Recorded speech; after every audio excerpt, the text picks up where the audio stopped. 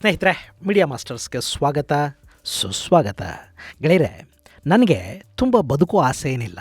ಜನ ನನ್ನನ್ನು ಪ್ರೀತಿಸ್ತಾ ಇರುವಾಗಲೇ, ಅವ್ರು ನನ್ನನ್ನು ಗೌರವಿಸ್ತಾ ಇರುವಾಗಲೇ ನಾನು ಅವ್ರ ಕಣ್ಣಿಂದ ದೂರ ಸರಿದು ಬಿಡಬೇಕು. ಇದು ನನ್ನ ಬಹುದೊಡ್ಡ ಕೋರಿಕೆ. ಅರೆ ಇವನಿಗೆ ಏನಾಯಿತು ಹೀಗೆಲ್ಲ ಮಾತಾಡ್ತಿದ್ದಾನೆ ಅಂತ ನೀವು ಅಂದ್ಕೋತೀರೇನೋ. ಇವು ಖಂಡಿತ ನನ್ನ ಮಾತುಗಳಲ್ಲ.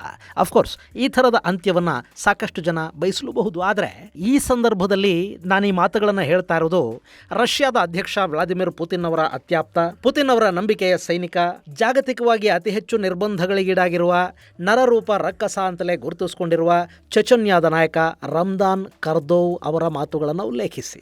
ಇದ್ದಕ್ಕಿದ್ದ ಹಾಗೆ ಈ ರಮ್ಜಾನ್ ಕರ್ದೋವ್ ವಿಷಯ ಈಗ ಚರ್ಚೆಗೆ ಈಡಾಗ್ತಾ ಇರೋದು ಯಾಕೆ?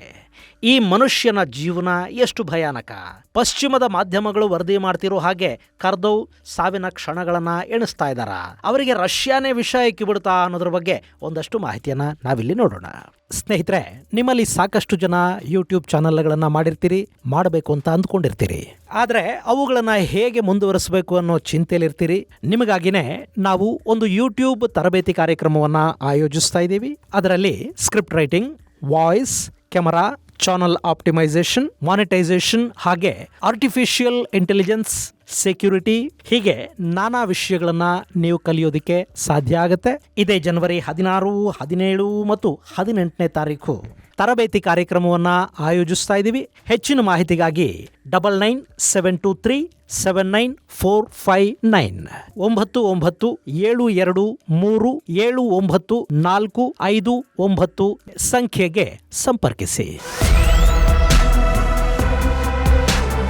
ಗೆಳೆಯರೆ, ಸೋವಿಯತ್ ಕಾಲದಲ್ಲಿ ರಷ್ಯಾನ ಐರನ್ ಕರ್ಟನ್ ಅಂತ ಕರೀತಾ ಇದ್ರು. ಅಲ್ಲಿ ನಡೆಯುವ ಯಾವ ವಿಷಯ ಕೂಡ ಅಲ್ಲಿನ ಸರ್ಕಾರದ ಅಪ್ಪಣೆ ಇಲ್ಲದೆ, ಅವರು ಬಯಸದೆ ಹೊರಬರೋದಕ್ಕೆ ಸಾಧ್ಯನೇ ಇಲ್ಲದ ಪರಿಸ್ಥಿತಿ ಅಲ್ಲವತ್ತು ನಿರ್ಮಾಣ ಆಗಿತ್ತು. ಇವತ್ತು ಕೂಡ ಅಲ್ಲಿ ಹೆಚ್ಚು ಕಡಿಮೆ ಪರಿಸ್ಥಿತಿ ಹಾಗೇ ಇದೆ. ರಷ್ಯಾದಿಂದ ಯಾವುದಾದ್ರೂ ನಿಖರ ಮಾಹಿತಿ ಹೊರಬಿದ್ದಿದೆ ಅಂದರೆ ಅದಕ್ಕೆ ಸರ್ಕಾರದ ಮುದ್ರೆ ಬಿದ್ದಿದೆ ಅಂತಲೇ ಅರ್ಥ.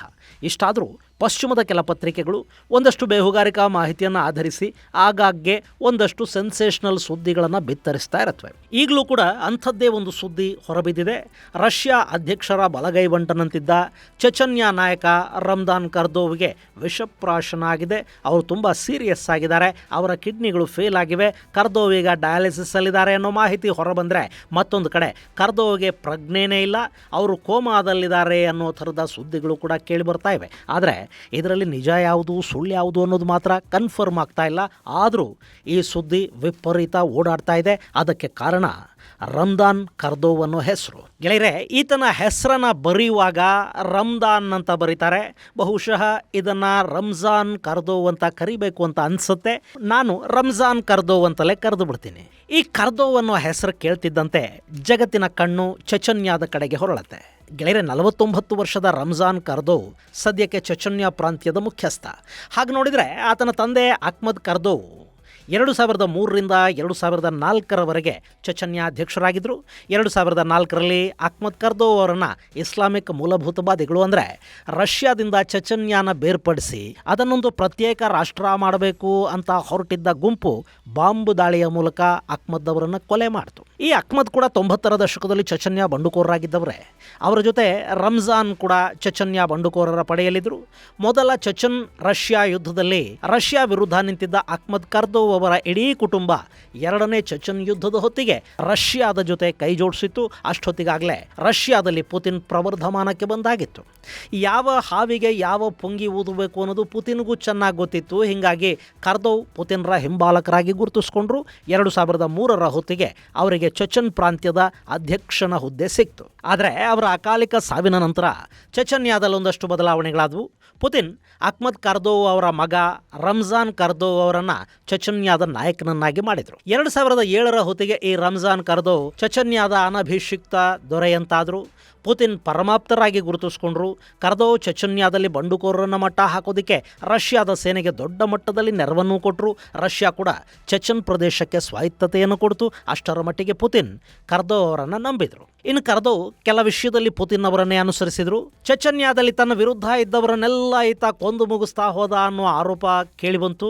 ಹಾಗೆ ಪತ್ರಿಕಾ ಸ್ವಾತಂತ್ರ್ಯವನ್ನು ಕಿತ್ಕೊಂಡ್ರು, ಮಾನವ ಹಕ್ಕುಗಳ ದಮನ ಮಾಡಿದರು ಅನ್ನೋ ಆರೋಪಗಳನ್ನು ಕೂಡ ಈತ ಹೊತ್ಕೋಬೇಕಾಗಿ ಬಂತು. ಇದೆಲ್ಲವನ್ನು ಮಾಡದೇ ಇದ್ದಿದ್ರೆ ಚೆಚನ್ಯಾ ಅನ್ನೋದು ಸಂಪೂರ್ಣವಾಗಿ ಈತನ ಹಿಡಿತಕ್ಕೆ ಸಿಗ್ತಾ ಇರಲಿಲ್ಲ.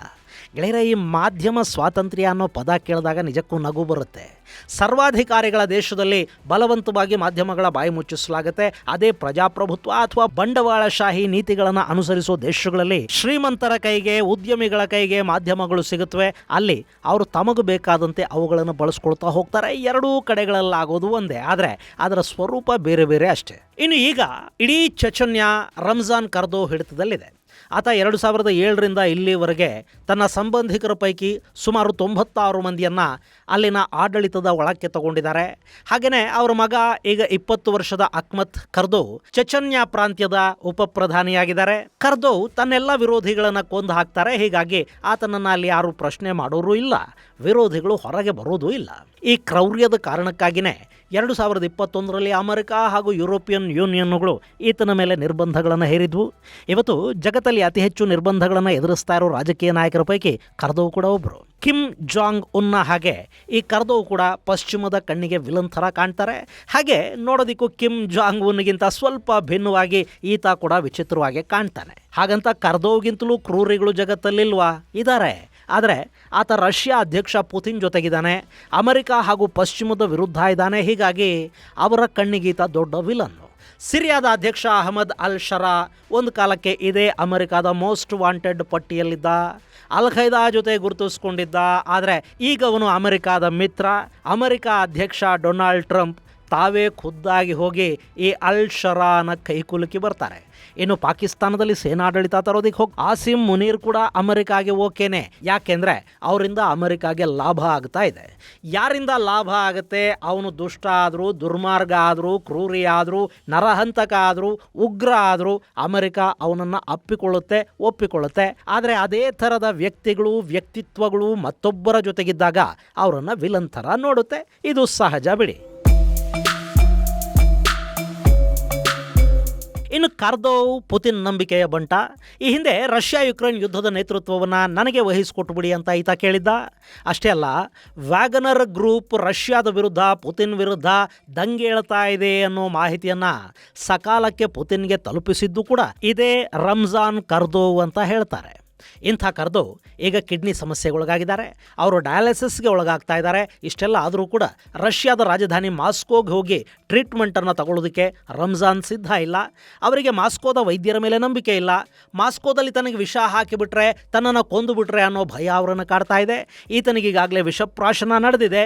ಹೀಗಾಗಿನೇ ಕಿಡ್ನಿಗಳು ಹೋಗಿರೋದು, ಹಾಗೆ ವಿಷ ಎಕ್ಕಿಸಿರೋದು ಕೂಡ ಪುತಿನ್ನೇ ಅಂತ ಯುಕ್ರೇನಿನ ಬೇಹುಗಾರಿಕಾ ಮಾಹಿತಿಗಳನ್ನು ಆಧರಿಸಿ ಪಶ್ಚಿಮದ ಮಾಧ್ಯಮಗಳು ಬರೀತಾ ಇವೆ. ಇಲ್ಲಿ ಯುಕ್ರೇನ್ ಕೊಡ್ತಾ ಇರೋ ಮಾಹಿತಿ ಪ್ರಕಾರ ತನ್ನ ನಂತರ ಅಲ್ಲಿ ಮಗ ಅಧಿಕಾರಕ್ಕೆ ಬರಬೇಕು ಅನ್ನೋದು ರಂಜಾನ್ನ ಆಸೆ ಅಂತೆ. ಆದರೆ ಅದಕ್ಕೆ ಪುತಿನ್ ಒಪ್ತಾ ಇಲ್ಲಂತೆ. ಇಲ್ಲಿ ಕರ್ದೋವ್ ಅವರ ಮೊದಲ ಮಗ ಅಹ್ಮದ್ನನ್ನು ಉಪಪ್ರಧಾನಿ ಮಾಡಲಾಗಿದೆ. ಆದರೆ ರಂಜಾನ್ಗೆ ತನ್ನ ಎರಡನೇ ಮಗ 18 ವರ್ಷದ ಆ್ಯಡಮ್ ಮೇಲೆ ವಿಪರೀತ ಪ್ರೀತಿ ಇದೆಯಂತೆ. ಹೀಗಾಗಿ ಅವರಿಬ್ಬರಲ್ಲಿ ಪುತಿನ್ ಯಾರನ್ನ ರಂಜಾನ್ ಕರ್ದೋವ್ ಅವರ ಉತ್ತರಾಧಿಕಾರಿಯನ್ನಾಗಿ ಮಾಡ್ತಾರೆ ಅನ್ನೋ ಕುತೂಹಲ ರಂಜಾನ್ಗೂ ಇದೆ. ಹೀಗಾಗಿನೇ ಅವರು ಸಾಧ್ಯ ಆದಷ್ಟರ ಮಟ್ಟಿಗೆ ತನ್ನ ಕುಟುಂಬದಲ್ಲಿ ಒಡಕುಂಟಾಗಬಾರದು ಮತ್ತು ಅಧಿಕಾರ ತನ್ನ ಕುಟುಂಬದ ಕೈ ತಪ್ಪಬಾರದು ಅನ್ನೋ ಕಾರಣಕ್ಕೆ ಪುತಿನ್ ಜೊತೆಗೆ ಇನ್ನೂ ಉತ್ತಮ ಸಂಬಂಧಗಳಿರೋ ಹಾಗೆ ನಟಿಸ್ತಾ ಇದ್ದಾರೆ ಅನ್ನೋದು ಯುಕ್ರೇನ್ ಬೇಹುಗಾರಿಕಾ ಮಾಹಿತಿಗಳನ್ನು ಉಲ್ಲೇಖಿಸಿ ಪಶ್ಚಿಮದ ಮಾಧ್ಯಮಗಳು ಬರೀತಿರೋ ಮಾತು. ಗೆಳೆಯರೆ, ಇಲ್ಲಿ ರಂಜಾನ್ ಕರ್ದೋವ್ ಮೇಲೆ ಪುತಿನ್ಗೆ ಸಿಟ್ಟು, ದ್ವೇಷನೋ ಇದ್ದಿದ್ರೆ ಆತ ಇಷ್ಟು ದಿನ ಬದುಕುಳಿಯೋದಕ್ಕೂ ಕೂಡ ಸಾಧ್ಯ ಆಗ್ತಾ ಇರಲಿಲ್ಲ. ಇಲ್ಲಿವರೆಗೆ ಅಲ್ಲಿ ಪುತಿನ್ ವಿರುದ್ಧ ನಿಂತವರು ಯಾರೂ ಬದುಕುಳಿದ ಉದಾಹರಣೆಗಳು ಇಲ್ಲ. ಸಹಜವಾಗಿ ರಂಜಾನ್ಗೆ ಆರೋಗ್ಯ ಕೆಟ್ಟಿರಬಹುದು, ಆತ ಡಯಾಲಿಸಿಸಲ್ಲೂ ಇರಬಹುದು. ಇಲ್ಲಿ ಈ ಮಾಹಿತಿಯನ್ನು ಯುಕ್ರೇನ್ ಕೊಡ್ತಾ ಇದೆ. ಹೀಗಾಗಿನೇ ಇದನ್ನು ನಂಬೋದಕ್ಕೆ ಸಾಧ್ಯ ಆಗ್ತಾ ಇಲ್ಲ. ಚೆಚನ್ಯ ಅನ್ನೋದು ಯಾವತ್ತಿಗೂ ರಷ್ಯಾಗೊಂದು ತಲೆನೋವೆ. ಅಲ್ಲಿ ಈ ಕುರ್ದೋಗಳ ಆಡಳಿತ ಇದ್ದರೆ ಅದು ರಷ್ಯಾದ ಕಂಟ್ರೋಲಲ್ಲಿರುತ್ತೆ. ಅಲ್ಲಿನ ಹೋರಾಟಗಾರರು ಕೂಡ ರಂಜಾನ್ ಮೇಲೆ, ಆತನ ಕುಟುಂಬದ ಮೇಲೆ ವಿಪರೀತ ವಿಶ್ವಾಸವನ್ನು ಇಟ್ಕೊಂಡಿದ್ದಾರೆ. ಹೀಗಿರುವಾಗ ಅವರ ನಾಯಕನನ್ನೇ ಪುತಿನ್ ಕೊಲ್ಲಿಸ್ತಾ ಇದ್ದಾರೆ ಅನ್ನೋ ಥರದ ಸುದ್ದಿಯನ್ನು ಹಬ್ಬಿಸಿದ್ರೆ ಅಲ್ಲಿನ ಜನರ ಮನಸ್ಸಲ್ಲಿ ಪುತಿನ್ ಹಾಗೂ ರಷ್ಯಾದ ಬಗ್ಗೆ ಒಂದು ಬೇಸರ, ವೈಮನಸ್ಯ ಉಂಟಾಗುತ್ತೆ. ಅವರೆಲ್ಲ ಹೋಗಿ ರಂಜಾನ್ನ ನಿಜ ಏನು ಅಂತ ಕೇಳೋದಕ್ಕಾಗೋದಿಲ್ವಲ್ಲ. ಇಂಥ ಸುದ್ದಿಗಳು ಬೇಗ ಹರಡ್ತಾ ಹೋಗುತ್ತವೆ ಮತ್ತು ಜನರ ಮನಸ್ಸುಗಳನ್ನು ಕೆಡಿಸುತ್ತವೆ.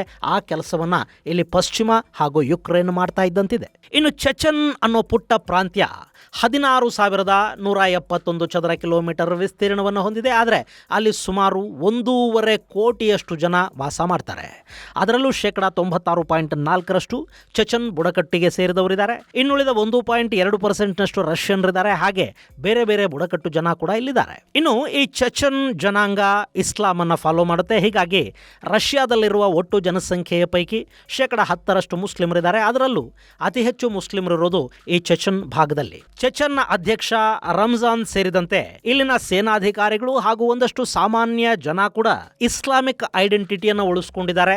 ಮೀಸೆ ತೆಗೆದು ಗಡ್ಡ ಬಿಡ್ತಾರೆ. ಆದರೆ ಅಲ್ಲಿನ ಇಸ್ಲಾಮಿಕ್ ಆಚರಣೆಗಳು, ಅವರ ಕಟ್ಟರ್ ಇಸ್ಲಾಮಿಕ್ ವಾದ ಇದ್ಯಾವುದು ಚೆಚನ್ ಭೂಪ್ರದೇಶವನ್ನ ದಾಟಿ ರಷ್ಯಾದ ಒಳಗೆ ಕಾಲಿಡದ ಹಾಗೆ ಪುತಿನ್ ಕೂಡ ಅಲ್ಲೊಂದಷ್ಟು ಎಚ್ಚರಿಕೆಯ ಕ್ರಮಗಳನ್ನು ತಗೊಂಡಿದ್ದಾರೆ. ಇನ್ನು ಈ ಚೆಚನ್ಯ ಇದೆಯಲ್ಲ, ಇದು ಕೂಡ ಸೋವಿಯತ್ ಒಡೆದು ಹೋದಾಗ ತಾನೂ ಪ್ರತ್ಯೇಕ ದೇಶ ಆಗೋದಕ್ಕೆ ಪ್ರಯತ್ನ ಪಡ್ತು. ಆದರೆ ರಷ್ಯಾ ಅದಕ್ಕೆ ಅವಕಾಶವನ್ನು ಕೊಡಲಿಲ್ಲ.